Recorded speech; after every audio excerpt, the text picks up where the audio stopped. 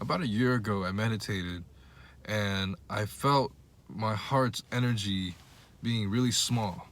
It wasn't big with electric magnetic powers. And while this was felt, long before this meditation, I had already felt fatigue. And I just, like, no matter how much caffeine I drank and exercise, so I knew that there was something wrong. And it was my emotional stress, which they say is overpowering to a diet and exercise. If you do those things, that's great. I do. But the third would be emotional stress. You ever heard of broken heart syndrome? So when I realized this recently again, uh, I was drinking coffee and it was at a coffee shop and I could feel my heart pulsing stronger than usual. It wasn't bad. It was just noticeable. It's normal when you drink coffee.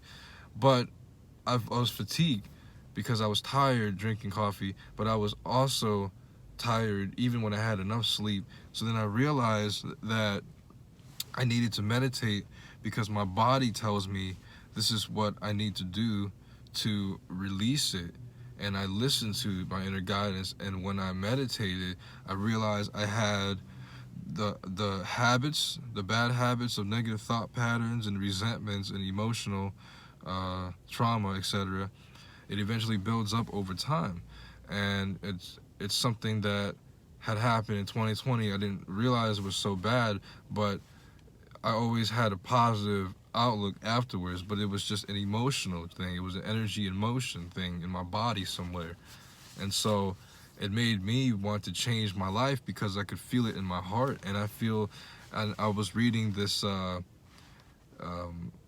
Instagram post. This Asian guy, he was a fitness coach. He was talking about people tend to be told by doctors that if they don't take care of their heart, they're gonna die. Well, they don't take care of it, not because they don't want to exercise or they want to die. It's just that change is hard. And I realized like how powerful that statement was when he said change is hard, because somebody would rather risk their life than to do something different. And that's the fan I'm always about. I'm always about embracing change, and that's what makes me strong. That's what somebody once told me. But when it affects your heart, from your thoughts to your emotions, like, it's so noticeable that you almost just have to change your lifestyle. And that's how my mind was.